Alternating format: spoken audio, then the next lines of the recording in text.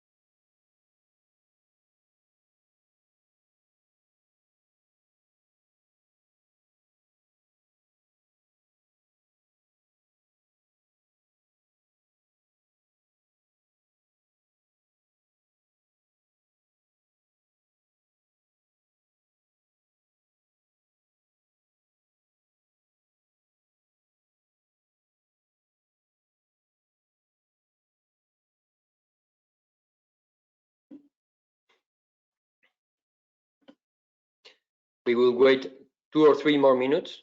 I ask for your patience because there are many people already joining. Thank you again.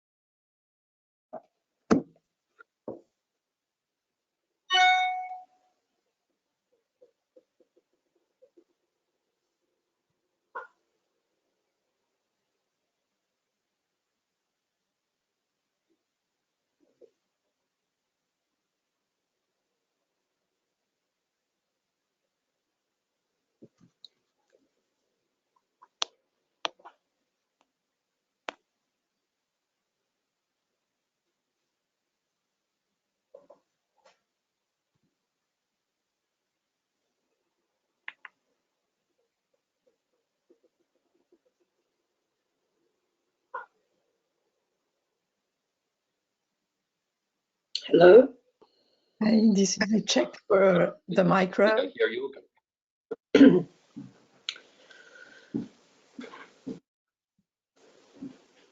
Roberto, do you hear me? Everybody hears you. Just Thanks. We hear you. I go mute again. okay. Can you hear me, Roberto? Yes, I can hear you, Erol. Thank you. Thank you. Hi, Guy. Hi, everybody. Sorry, I was just unmuting. Good to see you and hear you.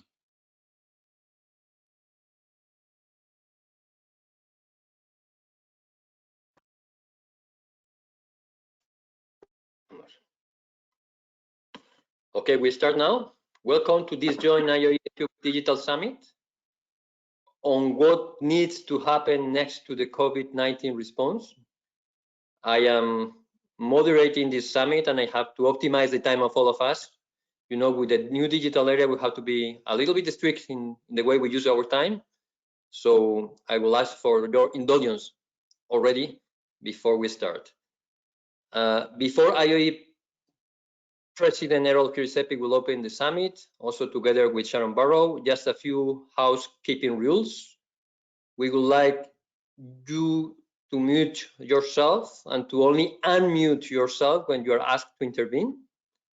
We encourage you to use the chat function on the right side if you have comments and questions. That will help us to optimize our time at the end when we have the questions and answers. We'll pick up the questions and comments and we'll then give the word to you if necessary. And then I give immediately, and also the use of the camera. If you have poor connectivity, it would be recommended that you switch off the camera because sometimes it works better. But of course, you are free also to have your camera on because that gives us a much more interactive perspective. So without further delay, I will give the floor to the President of IOE. Erol, you have the floor. Thank you. Thank you, Roberto. Hello, everybody, dear friends, ladies and gentlemen, dear colleagues.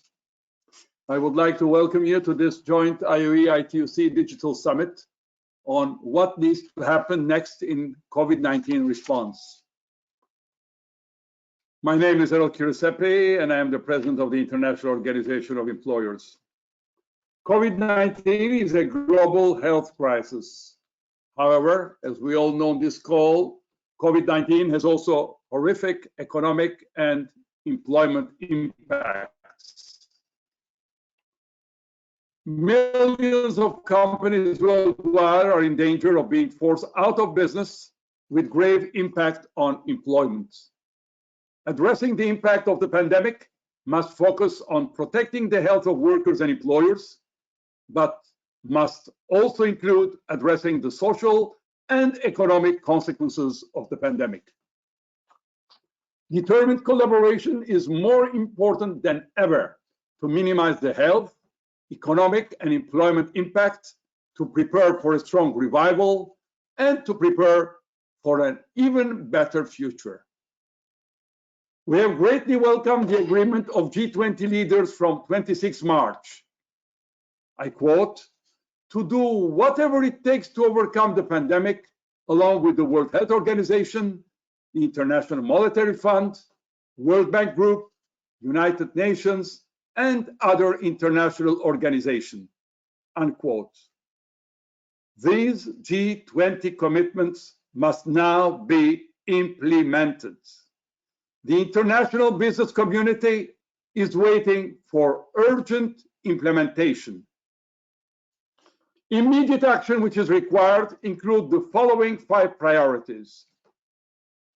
Support for companies and workers in addressing the health risk of the pandemic through access to protective equipment, guidance, and financial support. Proper access to income support and social protection. Flexible and non-bureaucratic access to low-cost loans to support business continuity. Support for employment through a range of options, including extended temporary unemployment programs, and minimizing the disruption of supply chains, which are critically important for the economy and employment. The IOEs and ITUC's members, which are the representative national social partner organizations, have a key role to play in identifying appropriate labor market measures. At international level, ITUC and IOE have launched a joint statement in which we called for enhanced cooperation and coordination among all actors in the multilateral system, with a particular focus on business continuity and income security, social dialogue and social partnership, as well as policy coordination and coherence in the multilateral system. We believe it is of crucial importance to organize as soon as possible a joint G20 labor and finance ministerial with the participation of social partners to strengthen coherence and collective action. We cannot wait until September to sit together. This digital summit today, however, gives us the opportunity to start discussing what concretely needs to happen to minimize the economic and employment challenges. We are very proud and grateful that key political leaders join us for this discussion today.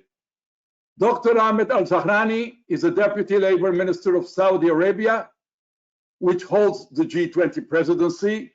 Dr. Alzahrani is also chair of the G20 Employment Working Group. The G20 has a key role to play in coordinating the international response to the crisis. Dr. Alzahrani will update us on the activities and plans of the G20 with regards to COVID-19 and will discuss with us what else needs to be done from the G20 side. With us is also Anousheh Karvar, French government representative to the ILO governing body and labor and employment Sherpa to the G7 and G20. She will report on the engagement of the French government with the French social partners.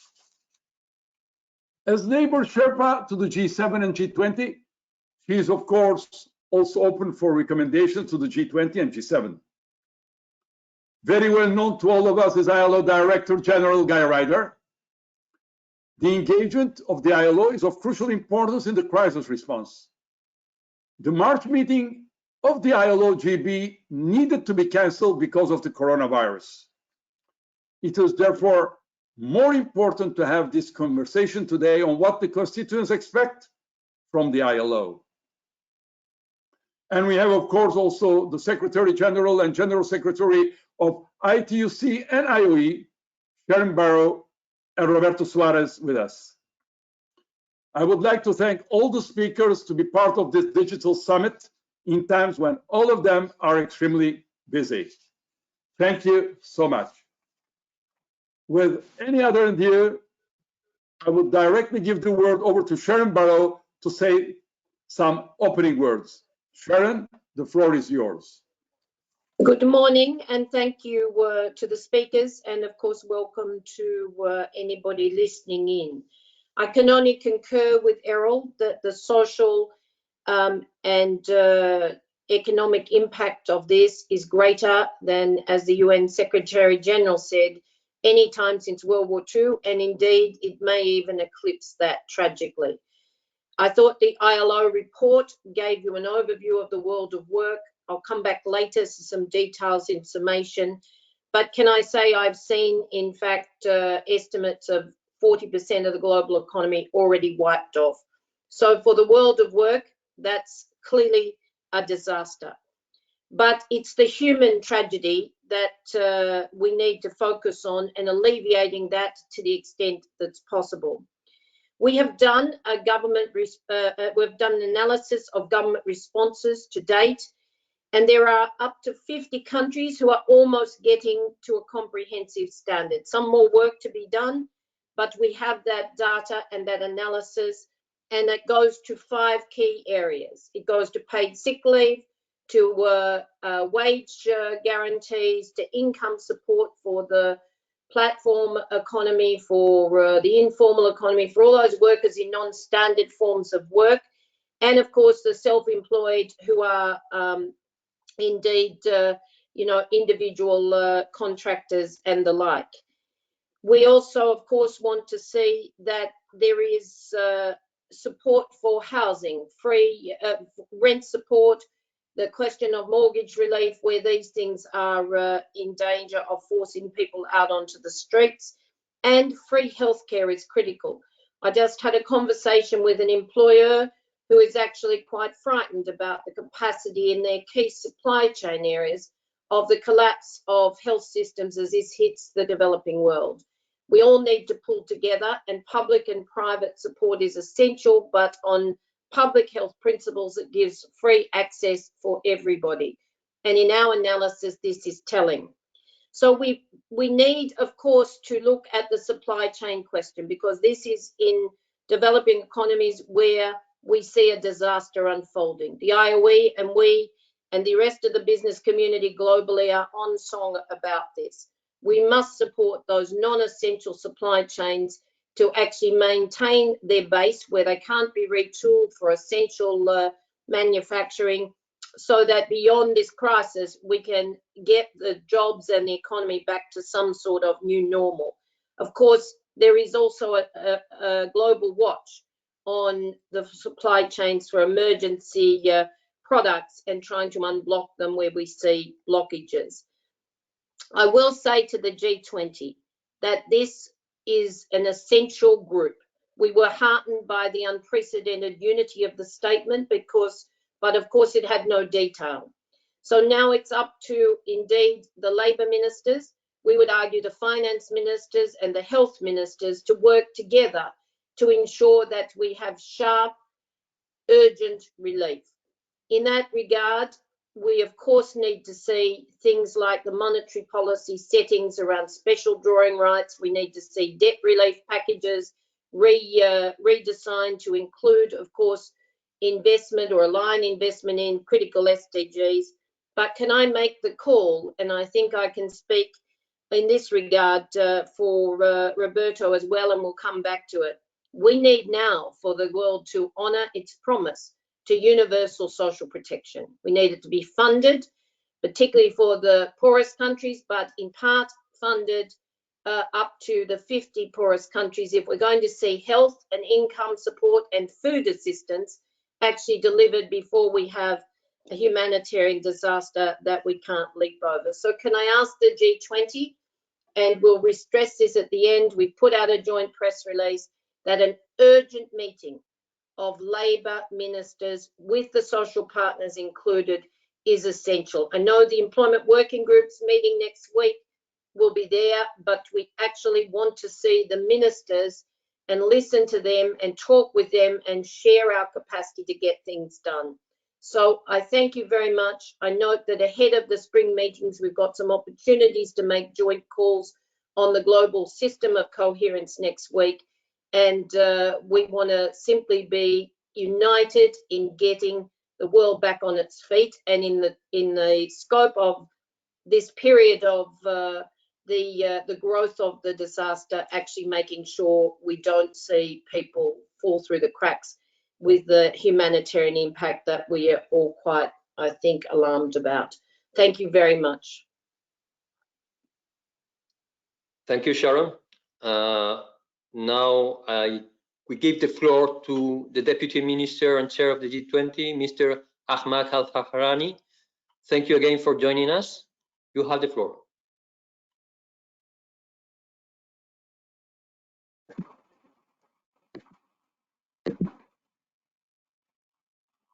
Well, hello everybody. Good afternoon or good morning or good evening where you are. First of all, my name is Ahmad, and I would like to thank IOE and ITUC for hosting this conference today and for your contribution to addressing global challenges presented by the outbreak and spread of coronavirus. This is a disease, as we know, is having a devastating impact on individuals, families, communities, countries, labor markets, national economies, and on the global level as a whole. I thank you for the opportunity to present to you today an update on the G20 activities to date, and to listen to your feedback ahead of our second employment working group, which will happen on 8th of April. Firstly, I'd like to say that we share the IOE and ITUC view that this current situation requires rapid, decisive, and impactful action. And we welcome your joint statement that you issued on 23rd of March, describing the need for a range of measures, including measures to support business continuity and income security, the importance role of social dialogue and social partners in order to avoid massive job losses, the need for workers and companies to be supported in order to keep workers in their jobs and to protect from unemployment and loss of income. As a chair of GW Employment Working Group for 2020, I'm delighted to be able to update you on the key areas of the focus of G20, and we do have slides that I'd like to present. The measure taken to date and our continuous work to generate a coordinated global solution to mitigate the impact. While we have a critically important role to play, the solution to the impact of coronavirus in global labor market will not only be created by employment working group alone. This requires a multi-agency, multi-ministerial, and multinational approach. So before I speak about the work of the employment working group, I would like to mention to you what has been updated in terms of different track of G20. Therefore, we prepared a presentation. If we could go first, if you see, in March 6, the finance ministers and central banks governors, they said they would closely monitor the evolution of COVID-19, and they welcome the measures and plan put forward by countries in that time. And they welcome the step taken by IOs to help member countries. In Jeddah, March 7, the Health Working Group met, and they continue to lead the effort to enhance global health risk And they state it's paramount that we, the health working group, are prepared to face any health-related issues that might arise to better protect our people.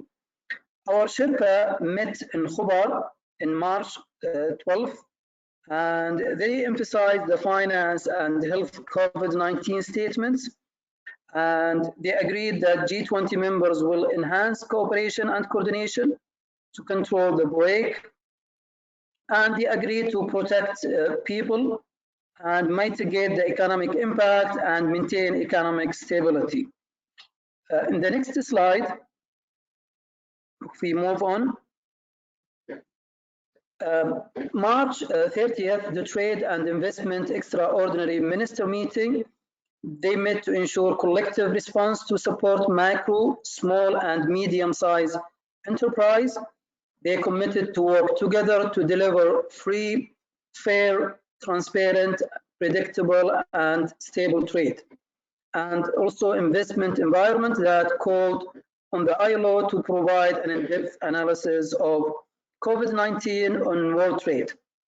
A few days ago, on March 31st, there was also extraordinary finance ministers and central bank governor meeting where they welcomed the World Bank Group readiness to deploy as much as 160 billion US dollars over the next 15 months to support its member countries to respond to COVID-19, and task also the relevant working group to deliver on the roadmap by the virtual meeting on 15th, 2020.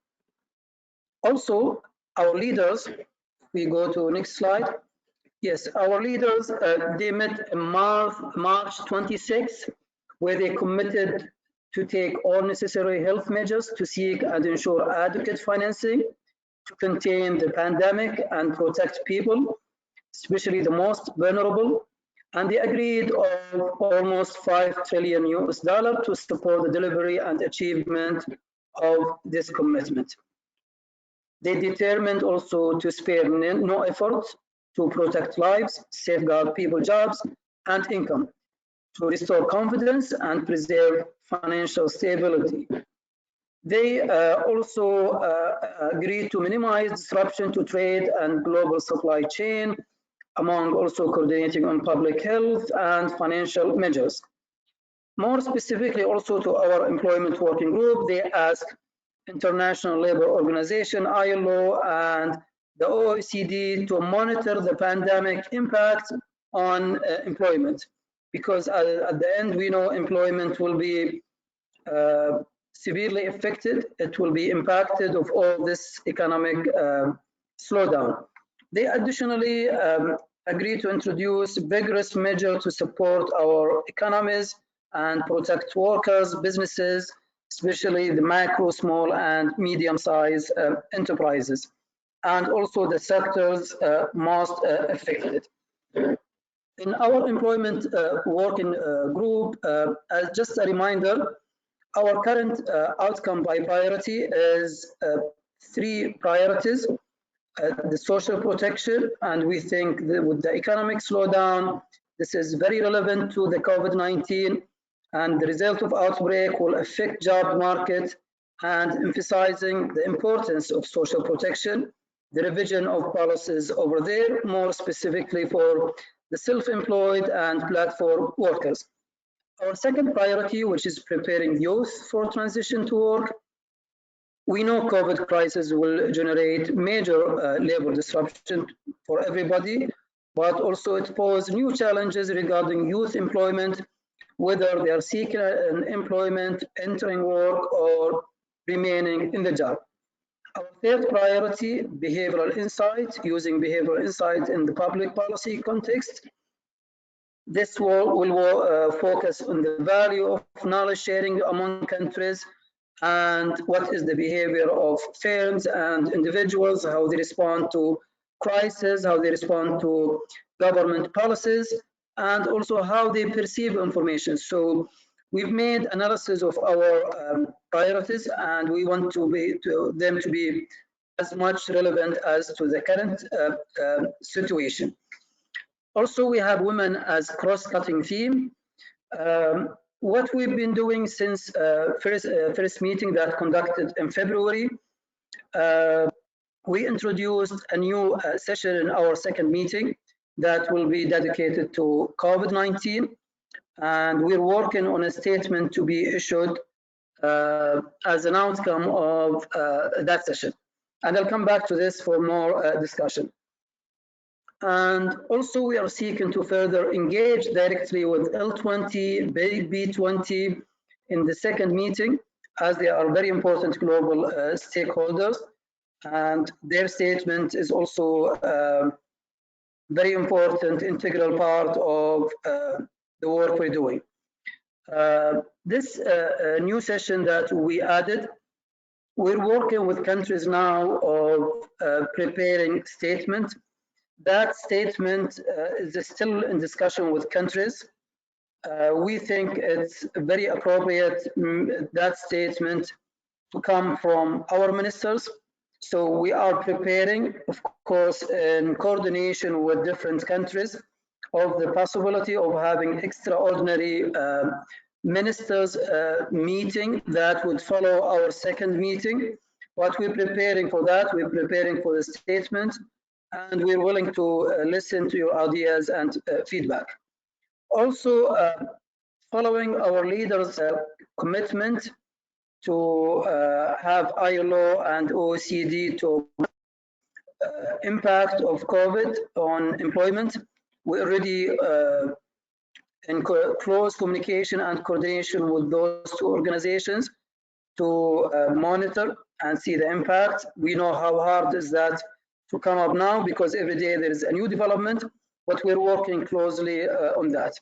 Lastly, I don't want to take much from your time. I came today to represent the Employment Working Group and to listen to your ideas and suggestion. We think the Employment Working Group is a good platform to discuss many ideas that is related to employment. So I'd welcome your insight and feedback, and thank you again. Lastly, as a country in Saudi Arabia, we've been doing so many when it comes to economy, health, well-being, and labor market. Every day we're issuing new measures and new government stimulus to protect employment and to protect those workers who are in the labor market. Today we would issue hopefully a very good initiative that is called SANID, where we subsidize most of the people working in the private sector from government fund. Of course, that subsidy is kind of partially, and if you'd like, later on I could give you more details on this. Again, thank you for your time, and I finish my presentation, and I'll be happy to listen to you. Thank you, Mr. Alzahrani. I think you have provided us a very comprehensive and also a constructive insights and inputs, which will serve also for the discussion after. And also we want also to thank you again for coming to us also with the short notice also that we requested to you. And I think that we also have all positively welcome the reaction of the G20 in the last statement after the Leaders Summit. I think that's going to be very helpful. I would like to give the floor now to Anousheh, who is well known by many of us, the French government representative and delegate après l'OIT, le BIT. Anousheh, you have the floor. Thank you very much, Roberto. Dear Director General Guy Ryder, dear colleagues, thank you to the OECD, to the OEO, sorry, and the ITUC, dear Erol, Roberto, and Sharan, especially for organizing this very timely digital meeting at such an important moment. I would first like to give you a quick overview of the measures we are taking in France. On the health front first, while we are facing a situation close to breakdown in several regions, we are organizing our response now, increasing capacities of hospitals, purchasing masks for care personnel, and tests to prepare for the post-quarantine time. On the economic front, France has done its best to learn from the way we responded to financial crisis in 2008 and the sovereign debt crisis in 2010. At the national level, we are massively supporting companies and businesses, including independent workers and micro entrepreneurs, mostly engaged in platform economy, and also domestic workers, to safeguard our productive base, but also individuals to sustain their living income. Is this okay? Yes, it's okay. Thank you. Okay. Thank you. And we are hopefully optimistic because before confinement, our economic basis was sound and we had a positive dynamic of sustained job creation since 19 quarters in a row. This could be helpful for the recovery stage after confinement, whereas we know that there are many gray zones and many uncertainty about how the situation evolves. On the social front, we have tremendously increased capacity of businesses to resort to short-time work, which proved during the 2008 crisis to be effective to prevent redundancies on economic grounds. This is all the more relevant when there are tensions on competencies market and potential skill mismatches. Our social protection mechanisms, our universal medical assistance, and our resource-based social benefits clearly are our best assets in the current situation. The entry in force of new rules for calculating unemployment benefits amounts has been postponed, as you know, from April to September. Our Parliament has also adopted a number of derogations to applicable labor legislation, mainly regarding to the duration from work and weekly rest in identified sectors to respond to the crisis and anticipate the recovery period. 3 features were in mind when we adopted these measures. They would first only be applicable in critical sectors that are essential for the health and safety of our citizens. Second, they are limited in time. And third, they have been adopted at the national level in consultation with social partners. This is key.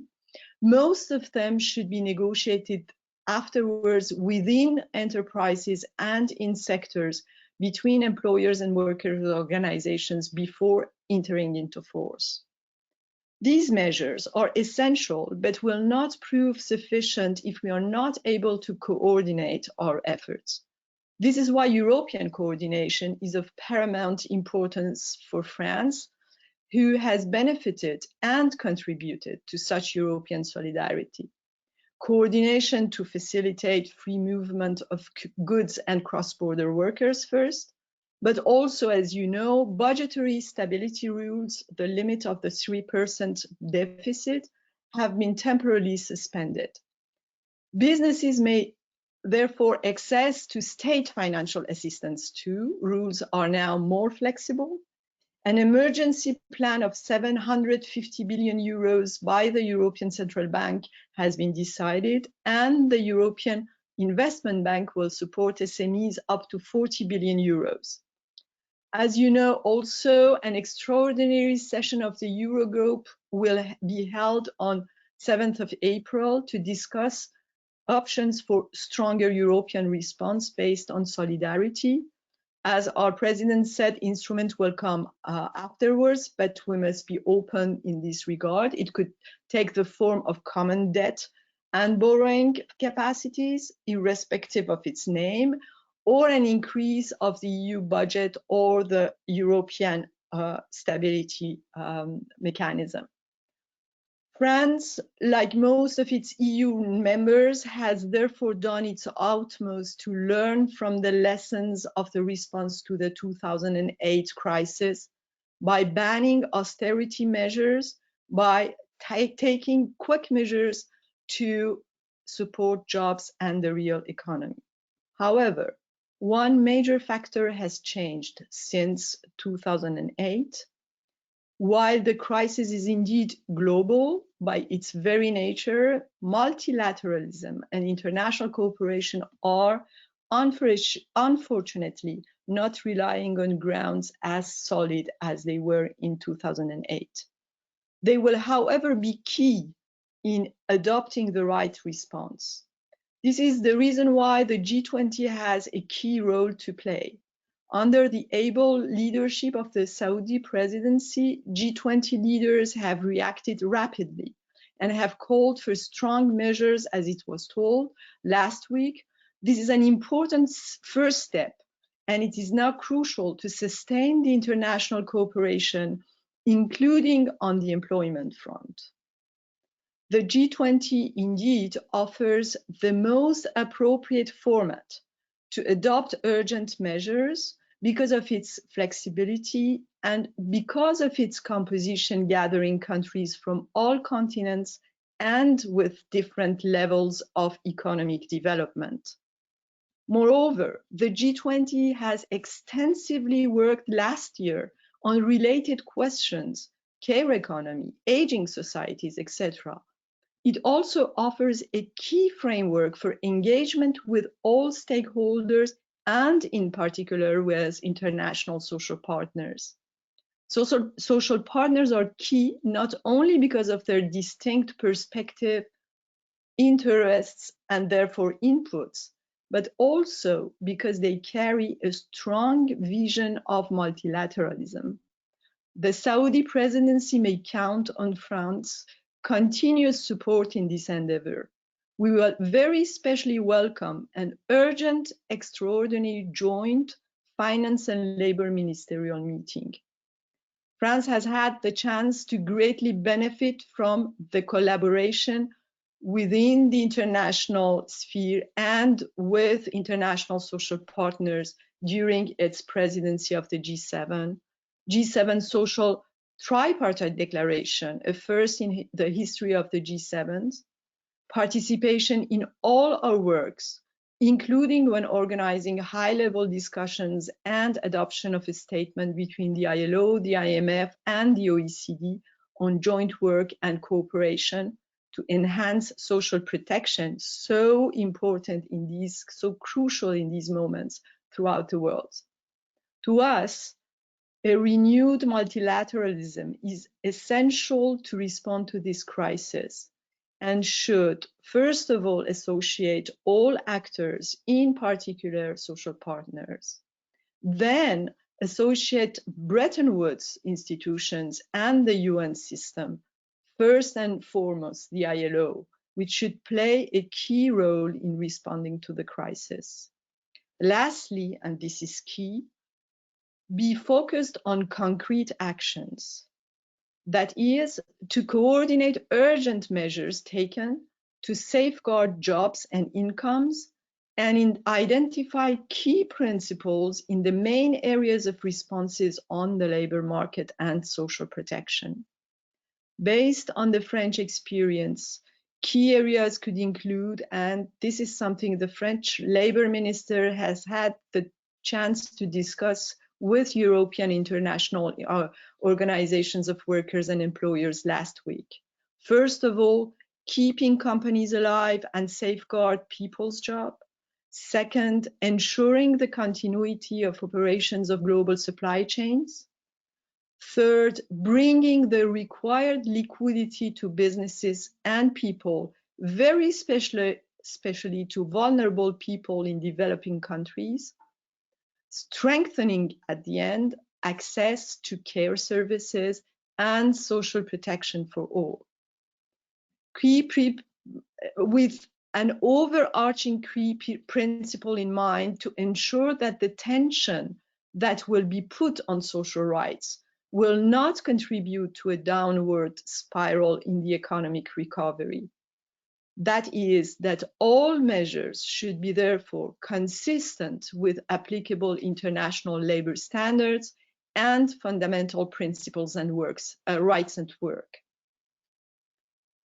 One thing we must all be aware, and I'll conclude with that, is that business as usual is no option, and the short and long-term responses to the crisis should help build a more sustainable and inclusive economic model, promoting respect for fundamental principles and rights at work. Thank you very much for your attention. Thank you, Anousheh.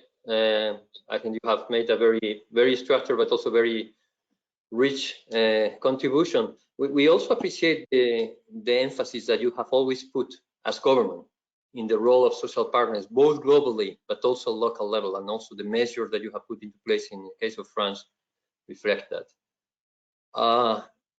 Guy, you have the floor now. As of course, as Director General of ILO, there are much expectations, but of course, from the International Labour Organization, but of course we have to work with you to make these expectations effective as Secretariat of Employers and Workers.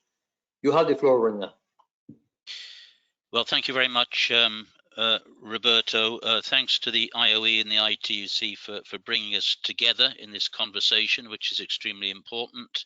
Thanks also to you, both organizations, for the joint statement that you put to us and which has proven, I think, very helpful. It would be easy for me to cover the same ground as those who have spoken so well before me have done, but I won't do that. We seem to be sort of living at a moment when we're all competing to find the more extreme language to describe the seriousness of the situation in which we find ourselves. I think it's enough to say that we're in a place that we've never been before, and we are likely heading in the future to places that we find difficult even to imagine, and that should focus our minds. As was said by the President of the IOE in his opening remarks, what started as a health crisis is now very clearly a social and economic crisis as well, with one peculiarity, and that is that somewhat perversely, it is precisely the strength of the necessary measures that we're putting into place to deal with the pandemic as a health crisis, which is, at least in the short term, generating the magnitude of the economic and social crisis that we're feeling today. That is a strange situation, but it should, I think, tell us very clearly the absolute imperative of having an integrated response to the pandemic, which brings the economic and social aspects front and center. It can't be an afterthought. If you don't integrate the response, you're going to make the health response totally impracticable, because people will not be able to comply with the health disciplines that we're all under. Now, on the magnitude of the economic and social effects, it's already been said, the ILO put out some initial estimates of likely employment impact 2 weeks ago. And at that time, we put at the upper end of our employment impact the figure of 25 million. That's in excess of what happened in 2008 and 2009. Sadly, that figure is now, I think, overtaken by events and by the trajectory of the pandemic. We will be putting out new figures. This responds as well to the mandate we were given by the G20 together with the OECD. New figures next Tuesday, which I'm sorry to say will put those figures very much higher. We know that the situation is deteriorating and deteriorating rapidly.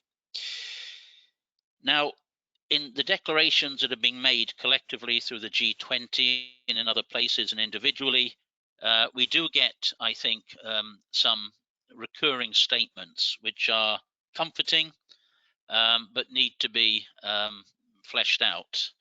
We repeatedly hear leaders nationally and globally talking about the readiness to do what it takes, the fact that we're all in this together, and that we need global solidarity. And who could disagree with any of that? The question, I think, or the subsequent question then becomes, well, what will it actually take to get us through this? How do we do the job together? What does that mean? And how do we activate the very necessary global solidarity? In its initial sketching out of its strategic response to the crisis. And here I'm going to really just present things perhaps under different headings, but it reflects very much what we've heard from the three parties, from governments, employers and worker representatives who've already spoken. We see the need, firstly, there are three headings here. We need action at the global level to stimulate the economy and to stimulate employment. And yes, there was some reassurance to be had from the G20 Leaders Summit under the able leadership of the Kingdom of Saudi Arabia. And we've subsequently heard the Secretary General 2 days ago putting some figures to this. His estimate is that we need a global stimulus of in excess of 10% of global GDP. And I think this has to come across the $5 trillion figures that were quoted in the G20 communique. Here is the problem. One can dispute whether or not the quantities of resources now being injected as a stimulus, one can dispute whether or not that is appropriate, whether more will be needed. But I think one thing which should worry us, and it's already been alluded to, is that whilst the G20 drew its strength and legitimacy and achievements in 2008-2009 by joined up coordinated stimulus action, that doesn't appear to be on the drawing board right now. We do need to find something which is missing at the moment, and that is a real commitment to work together in a coordinated manner, not each country acting individually, to do what is needed globally to formulate a global response to what is self-evidently a global problem. So that's the first area, the global stimulus. Secondly, we need specific actions, and this has been referred to, so I'm not going to go into it more deeply. Specific action to support enterprises, to support jobs, and to support incomes. And of course, this takes us into the whole question of technical unemployment, employee retention. It takes us into the question of support, particularly to those small and medium-sized enterprises, a large number of which, it is being said very clearly, do not have their own resources to survive for very long. And it brings us, of course, to universal social protection questions. One thing this crisis has done already is to reveal in the starkest possible terms the gaps in our social protection mechanisms, even in the more affluent economies of the world. And we have to revisit those issues.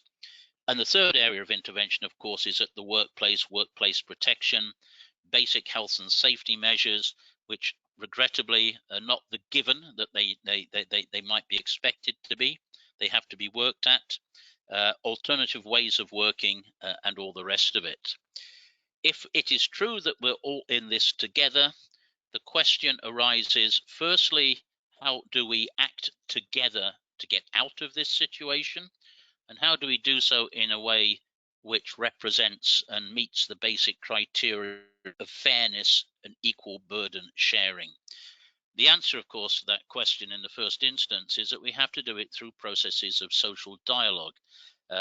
Precisely what we're doing today, sitting down together as governments, employers and workers, and working our way through the detail, because it's all very well to agree on the headlines, the principled areas of action that we need to take, but actually getting down to the concrete, to the detailed, requires a lot of hard work. It requires the involvement of those who are most directly involved, and they are, of course, organizations of employers and of workers working with governments. I'll go through the background noise. I would therefore be one of those who would find it extremely helpful, were it possible, for the G20 presidency to convene an extraordinary meeting of labour and employment ministers, and to, of course, have the social partners fully involved in that. I'll conclude with 2 points. The ILO is, through its new working arrangements, teleworking, working hard to develop our own strategic policy guidance to our constituents vis-a-vis the pandemic. We are gathering worldwide, country by country, information on what is being done in different places, and we'll be getting that up online and sharing it with our constituents shortly. and we are playing a very, very prominent role in the overall UN response in close cooperation with the Office of the Secretary General of the United Nations. Some closing thoughts. We're not going to get out of this quickly, in the sense that the World Health Organization, at least in the conversation I was party to yesterday, does not expect that we will get to anything that will be approaching 0 new infections by the end of this year. The expectation is rather movement towards what they term a steady state situation, whereby the virus, if it ceases to be pandemic, will be endemic. And we're going to be living with that condition, which means necessary observance of the medical protocols that we've had to become familiar with as a necessary follow-up to the lockdowns that we're in at the moment. This is a reality that we're in, awaiting the advent of the vaccines that we all hope to see. So it's not going to be over quickly, and it won't be like flipping a switch and going back to normal overnight. And the last point, this crisis has happened as well, I have to say, in 2008 and 2009. It's leading in the media, in the world of work, to more intense reflection on some of the fundamentals of the way the world of work operates. And in that sense, it is, although a tragic one, a sort of follow-up to the debates that took place at the ILO over our 10 years. It seems like a long time ago. The downside of that, I think these debates are necessary and healthy, but the downside of that debate is that people's propensity to engage in this sort of reflection on the fundamentals of the world of work, well, that tends to recede in proportion to the manner in which a crisis recedes. Our focus goes back to business as usual, and we wait for it all to come round the next time, the next crisis. That would be a big mistake. It's indecent, of course, to talk about opportunities arising from a crisis such as the one that we're living in, but we do need to reflect on those messages, and I thank you for your attention and for this opportunity. Thank you so much, Guy. I think that the points that you have highlighted will be very helpful also to identify the action. I mean, at the end of the day, you were referring, yes, we are now in agreement, perhaps in some basic principles related to the diagnosis, but the challenge is the how we work together, which has not been easy in the past, and also how we identify the needed action that need to be implemented. And there you refer to the social dialogue, but I will also refer to a sense of responsibility. And there, now it comes also some points that I would like to make. I don't know if, Marina, you're ready with the 2 slides that I had prepared? Yeah, I mean, one of the clear elements of this, let's put it like that, crisis is its nature as global. And we have had several exchanges in IOE, as many of you have been anticipating, well, to some extent, and trying to mitigate the effects in our companies, in our employers' organizations. And one of the elements that is clear, you compare it with the financial crisis, is on one side, there is an abrupt cut down on the demand and supply side from an economic perspective. It's not just a supply cut down, it's also the demand side, all at the same time. Individuals are not able to spend, companies are not able to produce, and both areas have cut in a sudden manner their activity, which is quite drastic, and you have to go back perhaps to work periods to see situations like that.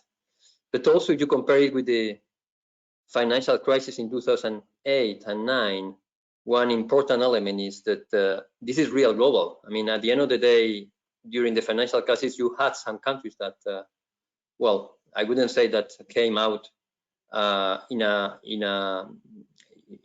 totally neutral manner. But what is true is that in some areas of Asia, for instance, the economy kept going, which is not the case now.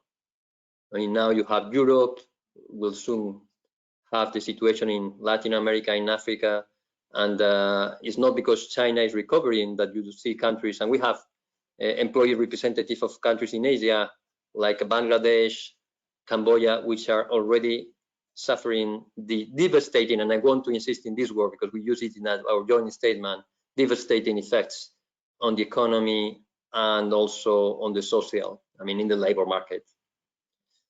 I think that many of you, and specifically Guy and also Anousheh, are referring to the situation after and business as usual. I think that we are witnessing something more than a pandemic.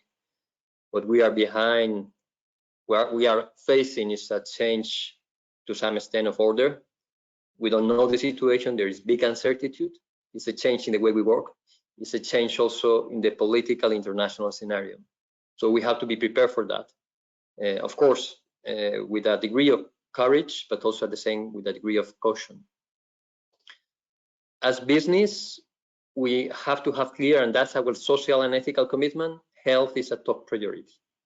And I'm saying that because it's very often that we have to take tough decisions related to the drastic stop of activity. In some countries, perhaps in a more fortunate way than in others, but it has to be clear that for business and the business community, for the employers' organizations, health and safety of our own workers, but also of the individuals, is and will remain a priority. How we can assure continuity within this context, that's the how we have to manage intelligently. I already referred to the devastating effects, but it's incredible to see how the GDP these months, in just 1 month, is going down in some countries, developed economies, by 20%, even 30%. Of course, at the end of the year, that will be compensated to some extent, but that will be very drastic. And how many individuals, self-employees, also small and medium companies, vulnerable workers, and we want to emphasize that, that's also true, will be in a critical situation. What we are witnessing, not just in developed economies, not just in developing economies, but also in developed economies, is a situation which started to be an employment situation, perhaps a business situation and a business challenge, but it's becoming more and more a humanitarian situation, which is quite worrying. But I don't want also to be in the negative side. In the language that Sharon, together with us, we used for the ITUC IOE statement, we used a very specific wording that was very well reflected, is focused, efficient, and impact-proven measures. There are some measures on the employment side. You have all innovation capacity that we have to put because this situation is very unique, but there are some measures that have already been proved to be working to some extent, and we have to build on that. And I know that both ILO, OECD have been working intensively to gather, but we need really to deepen on many of them and to see to what extent they can be leveraged on those, they can be spread, or they can be worked with in those economies that are starting now to face these situations. I'm talking about leaves, I'm talking about short time, I'm talking about also of course all that has to do with digital continuity, we could call it like that, but also, and we have to face it, how we can make the necessary restructuring less painful for all. And there we need a really innovative approach. A clear message that both sides are sending, and we are sending it because it's not happening, is this measure, the major measures on liquidity for both individuals in terms of incomes, but also for business, need to reach the real economy. That's not happening. And that's not happening very often because at least in the case of business, there is a big set of bureaucracy, of procedures that prevent this measure to go there. You can imagine how difficult it is in economies where informality is up to 70% or 80%. But also that applies to individuals, because the problem of this situation is that most individuals are confined. So to what extent these incomes that are necessary can get through, even through digital means, to them so that they can start spending the basic needs, that's quite tricky. Marina, if you can go to the next slide, please. I also would like to refer to the global supply chains. We keep saying that's not about just global supply chains, it's also about local supply chain, and we won't remain that. I mean, it's the entire labor market. It's true, and we have been in contact with our members in Asia, but also in other countries, that what we are also seeing, and also in the ILO, I think this is becoming also quite remarkable in terms of worrying aspect of this crisis, is a situation where brands are not able to continue with the orders that were foreseen, which means that wages of manufacturers are not able to cover the wages that are needed, which means that at the end of the day, unemployment issue is becoming also, as I said before, a humanitarian issue. This needs also urgent action, and there is where ILO can show a kind of leadership and relevance, and we really need to make that happen. But of course, that's not just about the ILO, and I think the Saudi Vice Minister makes this also very clear. It's a multitask approach. The G20 has a key role to play, but also I would say the finance ministers to work together also with the labor and also with the international institutions. Never before, and we keep saying that, a call to join global efforts was so pertinent.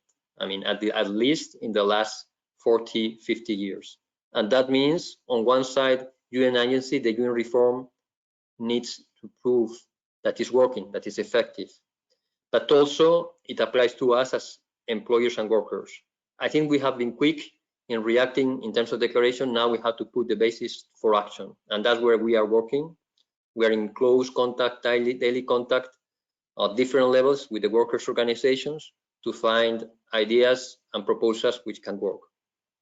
There is also a sense of responsibility, which is not easy. I mean, you have countries like Italy, also France, where the social partners have reacted and have acted in a very quick and responsible manner. Sometimes also this reaction comes at company level in many other countries. That is not always the case. And two final points, and I think many of you already referred to that. What is really important is also that at the same time, we start looking at how we can resume activity. I'm not saying back to normal, because perhaps I will not be back to normal, but how can we set up already strategies which help to come back to work, business and employees in a safe but also efficient manner. And also how we can assure a quick recovery, because what we are seeing is a GDP down reduction of a big percentage, 20, 30%, but that can be to some extent mitigated if we are able to set some measures which really help a good business environment, and we keep saying that, to recover quickly. I mean, many self-employees will lose their activity, but perhaps if some measures linked to this idea of sustainable enterprise are put into place, we'll have a new scenario. Of course, we don't want to forget the element, the structural element of having efficient, sustainable, and social protection, and we have already the tool related to social protection floors, and we are willing to work on this basis. Thank you for your time, and I give now the floor to Sharon. She wanted also to make some remarks.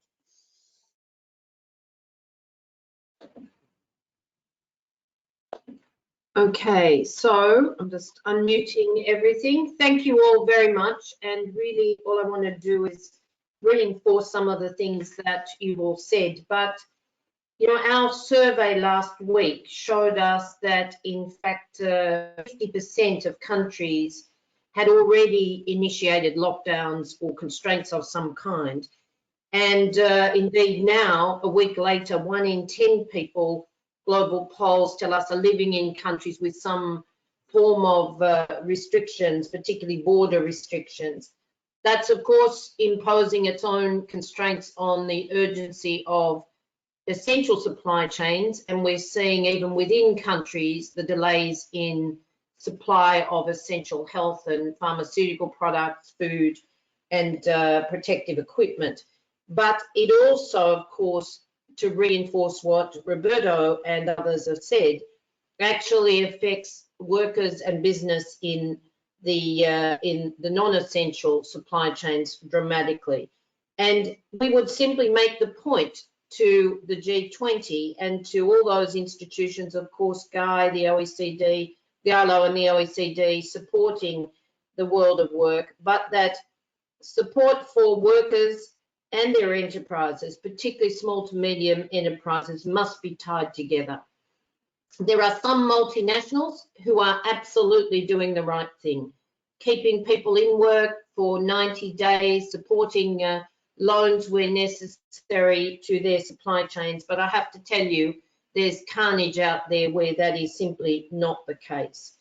In terms of the focus on social dialogue, absolutely. These measures can only work if everybody is actually able to promote them, communicate them to people. We're seeing the lack of knowledge is actually causing as much frustration and social division as anything. And of course, it has to be rights-based. Thank you, Anousheh, because we're seeing now some demand on governments, even in Europe, to actually set aside labour rights. That's simply not, it's not necessary. You can't give up people's rights just to indeed provide support. We're all in this together, so a derogation of rights at this time is actually contrary to our global partnership and the need for coordinated action. I must say that on some of the rights questions, and I come to the question of migrant workers, which was raised, then you have to give absolute marks to leadership for the Portuguese Prime Minister, Antonio Costa, who's actually recognised for the purpose of this crisis, all migrants as residents to get the support that the government is providing. That's a standard we should be seeing everywhere. But I think all of us together have to take a good look at the issue of migrants trapped at the borders.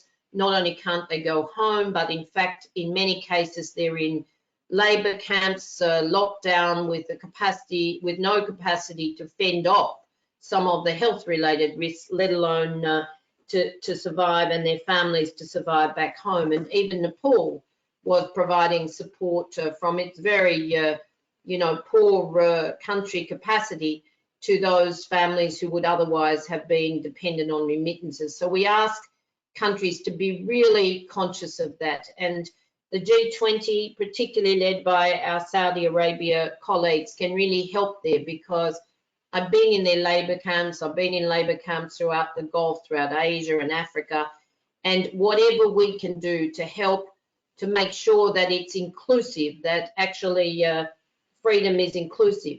While I'm actually saying, speaking about Saudi leadership, can I also say on the rights question, we've been delighted to see the work between the Saudi National Committee and the government and employers, and the recognition that freedom of association and the right to join a union is critical. And we commend you for that and urge you to keep going with the reforms that you are putting in place.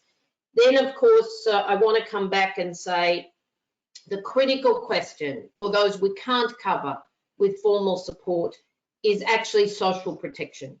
And when you know, the guy knows the figures as well or better than I do, but we had a G7 social summit led by the French minister last year on this very question. And we made a promise, the world's leaders made a promise after the Bachelet report, which was an ILO UN report that actually set out what vital social protection measures were reported by the ITUC IOE. We need now to fund that. It's big funding, yes. Why? Because more than 50% of the countries have no access, and they're the poorest countries, and some 70+% have inadequate access to social protection.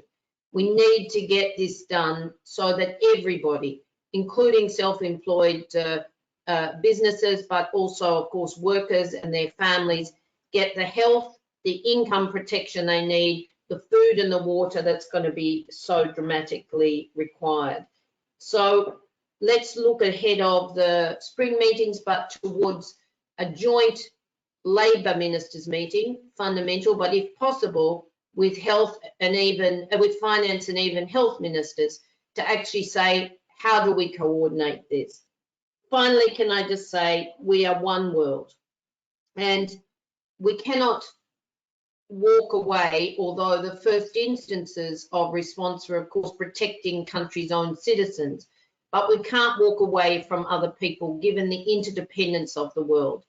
And at a time, and Anousheh was right, when the coordinated response globally is even weaker than it was in 8-9, where you saw leaders of the G20 actively act decisively.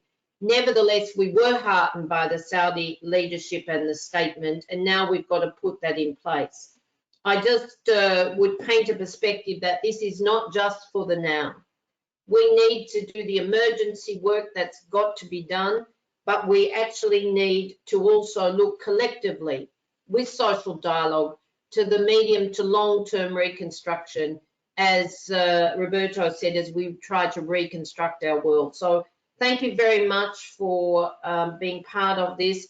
Please, social dialogue is critical.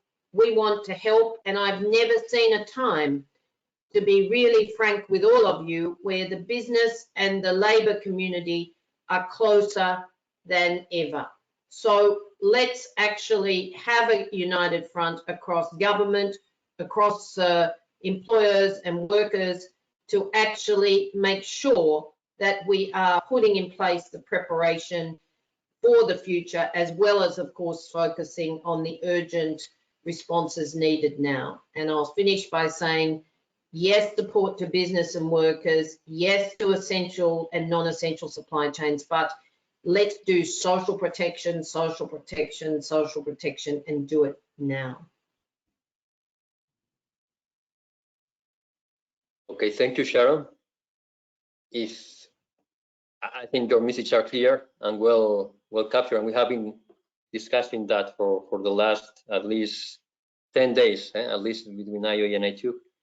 I saw some questions in the panel on the right. What I could do, if you agree with that, is I will just sum up all of them, and then all the panelists can react to them. There is one question, very specific question, related to the Outlook report, ILO OECD, which is supposed to be presented to the G20, and there is a question related to when is the expected date to launch this G20 Outlook report. Ton from Netherlands, the Netherlands employers, is asking how important, well, is stressing how important it is to have a special focus on SMEs beyond global supply chains. And I think that has to do with employment aspect also. And he wants some comments on that.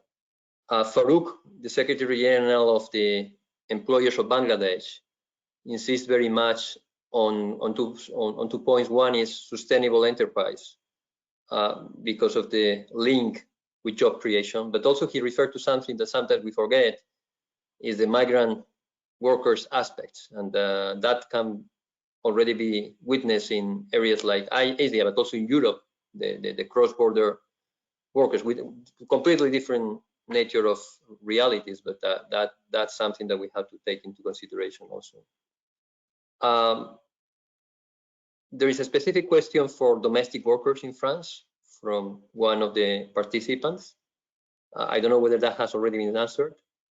And a specific also question to Guy Ryder, I think to the ILO, based on the need for global coordinated action and supporting developing countries which are going to face a very devastating situation. What is the concrete step that the ILO will take or is expecting to take? And the final two comments.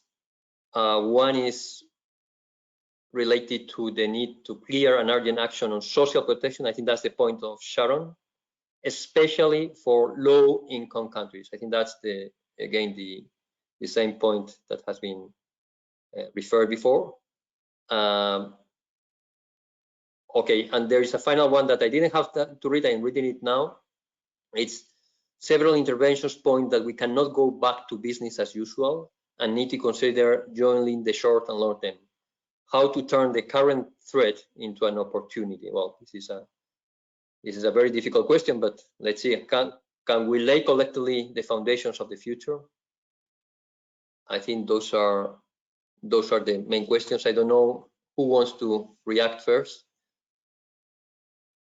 If not, I will perhaps, Guy, you can take the floor. Yes, of course, Roberto. I'll have a first go, and thanks for the questions. The first question was about the mandate that the G20 leaders gave jointly to the ILO and the OECD. I haven't got the text in front of me, but basically to track and analyze the employment impact of the pandemic. Well, we haven't got a date or a scheduled date to report back to the G20 on that. That's certainly going to be a subject for further consultation with the presidency and the members of the G20. And I guess depends rather on the decisions that are made in terms of extraordinary ministerials and the like. But as I said in my earlier comments, on our side, and I know we're working closely with the OECD, they're doing similar, we will be putting out new figures precisely in respect of the employment impact next Tuesday. So watch that space would be my advice. I think what has been said about small and medium-sized enterprises is really very, very important. You know, one of the things that this crisis is bringing to the surface is the rather heterogeneous, rather difficult to categorize sector of the workforce and economic activity, you know, which is either small and medium-sized enterprises, independent workers, subcontracted, call them what you will. We know that there's a lot of actors out there, and what we're seeing is they are very, very vulnerable in the circumstances that we're seeing. I'll leave aside the self-employed independent question for the moment, but to respond to the question, I think it came from the Netherlands. We know, and I've seen figures from different countries, that many small and medium-sized enterprises do not have the treasury, they do not have the reserves to survive under current circumstances for much beyond a matter of days, weeks at best. And they need to be supported and kept alive. These are otherwise healthy enterprises, and they cannot be allowed to become victims of this pandemic. So the question was, how important is it to provide support to these enterprises? Crucially important is the answer. The other question was, well, very well to talk about global solidarity, particularly the solidarity required between the developed and the developing world. Let's not forget that the pandemic really hasn't unfurled in the developing world. Let's hope to goodness that it doesn't, but it is likely to. So it's only the developing world is now getting the secondary impact of the pandemic due to the seizing up of economic activity in the developed world. They're going to get the pandemic indirect in the coming days. The Secretary General of the UN has tasked the ILO and the rest of the UN family with coming up by the end of this week with their proposals of what they could do, what they believe needs to be done to support particularly developing and emerging economies as this situation unfolds. And there is a special fund, a special Secretary General's fund has been set up to try to finance, and apparently there are good indications that major funding partners are willing to put money into this, to fund the types of activity which we're in the process of designing, and then through the new UN reformed development system would then deliver. So this is, something, it's a great example of where the rhetoric, if you like, of the good intentions of global solidarity, of doing what it takes, has to be converted into very concrete actions. And my goodness, what could be more urgent than bringing support to those countries which are self-evidently the least well equipped to deal with what is about to happen. Thank you. Thank you. Thank you, Guy. I don't know if Anousheh or the Vice Minister, the Deputy Minister, Ahmad Alzahrani, want to make any remarks? I may, if Ahmad doesn't want to take the floor before me. Go ahead, Anousheh, go ahead. I'll be after you. Okay. Thank you very much, Ahmed. Well, maybe giving you some insight about, for domestic workers, I answered online. What we have done is that domestic workers' employers can resort to short-time work in order not to dismiss these people who cannot now, because of the confinement rules, get out of home and go to their work. This is one question I wanted to answer to. The other thing is about SMEs. As Ryder said, our major concern is about the survival of our SMEs to prevent bankruptcy and shutdown. That is why we put forward a delay for the payment of taxes and social expenses for them. It could be deferred. In addition, the state will guarantee up to 300 billion euros in bank loans to companies. And we have created a specific solidarity fund for small businesses, while payment of utility bills could be also suspended. So as you can see, there are many different things in banking system too for them. An increase of up to 90% in the guarantee ratio allowed by our specific state bank for SMEs and ETIs on the classic Treasury Strengthening Guarantee Fund, and back-to-back loans for a loan portfolio up to 7 billion. So these are mainly the measures we have put forward for SMEs. One thing I wanted to add maybe to what Guy told us about monitoring employment impact of the health crisis by the ILO and the OECD. I think we as ILO constituent are, we really welcome what the ILO could put forward with its constituents, with this very particular architecture of tripartism on policy recommendations. Which key areas in which we should put our policies in, and what key principles we should follow in implementing these measures. Two specific questions are on the table. As Sharan said, social protection for all. You know, we have recommendations that came out after, you know, the ILO recommendation came out just after the 2008 and 2010 crisis. But now we must see how we can adapt it to the new situation. And one of the things on which we are really thinking of in France is about, you know, the fact that we had some critiques about, you know, any cash transfer. But right now, what we need is what we call helicopter money, that money that we give to people. And I think Roberto said we must be very aware of, be sure that this transfer goes to the people we want to in vulnerable countries and for vulnerable workers and informal workers. This is a very important point on which we must have this discussion between finance ministers and labor and social affairs ministers about how we can give this liquidity to people who will really lose their jobs if they don't get out every morning to go to work, and if they are doomed to confinement measures. The other area on which all of you put the stress was about, put the emphasis was about global supply chains.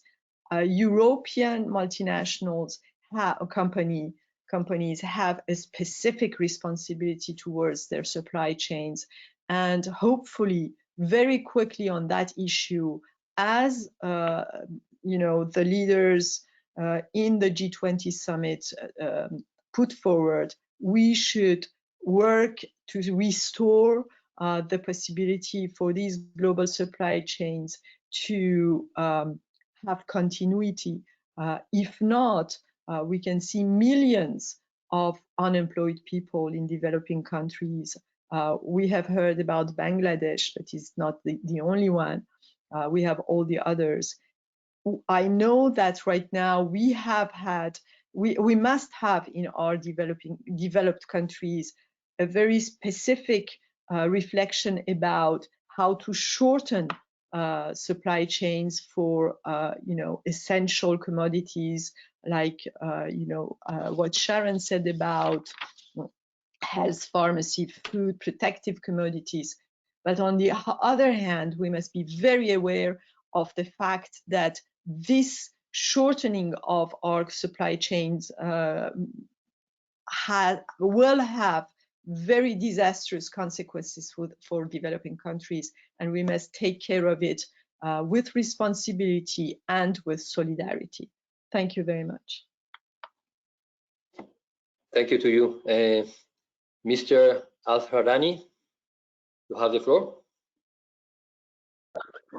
Yes, well, it's always hard to come after Ryder and Anousheh. They are both well-spoken and they covered most of the topics. So I'll try to be very brief.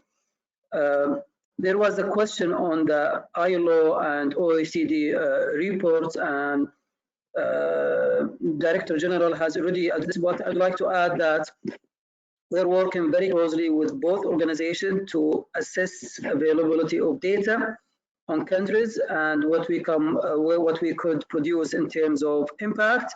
What I'd like to stress that also more important is the coordinated actions and the policies that might we build on that report. Impact, of course, as Guy Ryder has addressed, might change, might be revised, and we will be following closely toward this, even toward the end of our presidency till the end of the year. So there might be different versions of that, but we're working very closely into this. As for the call for a joint meeting between health ministers, finance, employment, with the participation of employers and employees in these meetings, I would assure you that I would pass this request to the employment working group, and we could discuss and consult.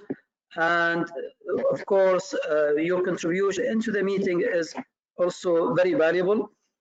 There was a question, I think more than one question, into the social protection. As you know, social protection is one of our priorities for this year. And I'll be honest with you, at the beginning, we thought maybe we cannot achieve much because every country have their own systems, their jurisdiction, and their regulations. And with the crisis now, we think this priority really needs attention. It really needs to be robust, I mean, in terms of social protection, access. Policies there need to really address new challenges. There has been a talk of self-employed, platform workers, and teleworking and reduced hours. And we think social protection is a priority key to engage and answer these questions. So I would assure you this is part of our discussion in the second meeting.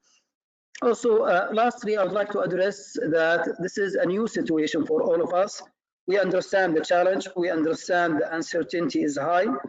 In the country, in Saudi Arabia now, there is a high emergency committee in the government that meet daily on the daily level. That's why our minister cannot join today. And also in the employment side, we do have emergency committee that look into situation and challenges and meet regularly with employers and listen to employees also, and we come up with different solutions. One of the things, for example, we remove most of the regulations in terms of expat mobility among companies these days, just to allow employer more flexibility and freedom. and to retain most of the employee and protect their job. I know it's all hard for us, so really we would appreciate more feedback from you, more insight, and we would welcome and to see your opinion on the second meeting. Second meeting is, I think, very important milestone for us to discuss what's the next step. As you know, we have third and fourth meeting, but we are open to facilitate and discuss more ideas, more coordinated action when it comes to this. Thank you. Thank you very much. We take also this proposal and availability. There were some other questions that came after, so we'll try to come back in a virtual manner, not now because we have to finish. Sharon, I don't know whether you want to make some concluding remarks at the same time that you try to answer some of the points that have been made. Thank you, Roberto. I noted that there were some specific concerns about coverage of income support, particularly around platform workers and those who fall through the cracks in our global economy. And so in that regard, I would say that's why vital income support at the national level, beyond just wage guarantees and of course support for small to medium enterprises, which we see as tied together. But indeed, this requires for poorer countries a coordinated global funding to ensure that no worker is indeed left out. And sadly, it's the labour arbitrage problem that has not been addressed through regulation of our labour markets in a context of globalisation. So let's hope we can do better by agreement when we see the fallout of this crisis going forward, both for business and for workers. But I would just summarise by saying all of the things we have called for as a panel actually go to renewing, as the ILO says, or rebuilding or renew, doesn't matter, a social contract. We had a social contract that, at least for the developed economies, actually gave us a basis of confidence in the floor of our economies post-World War II. We saw the cracks appear with globalisation and the marginalisation of people in the developed world, particularly in the 70s and 80s, and it's continued. We are a richer world by many times over, 3 times in just the last 20 years.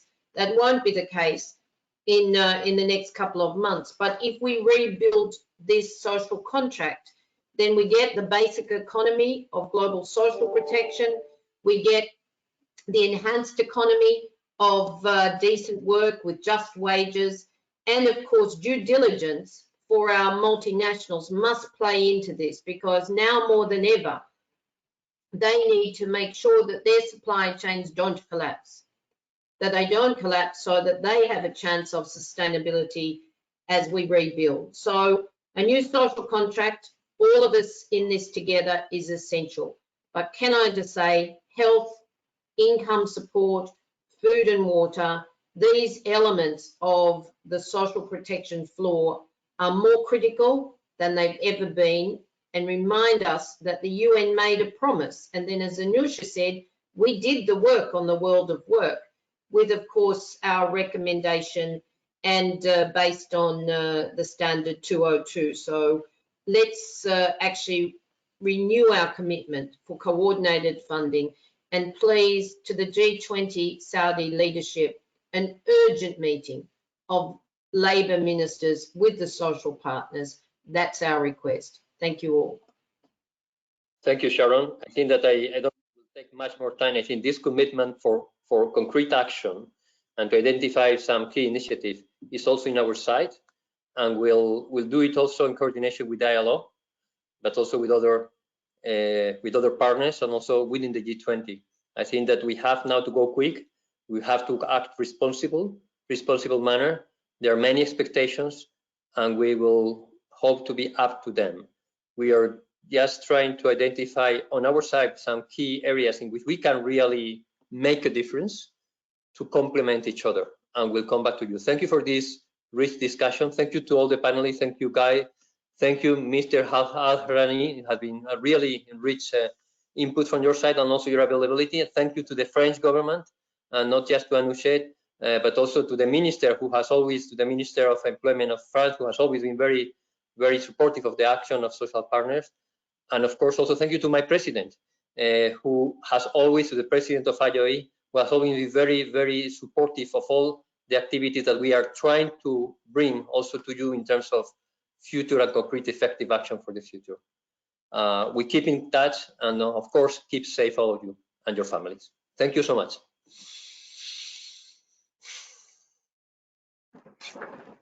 Thank you very much.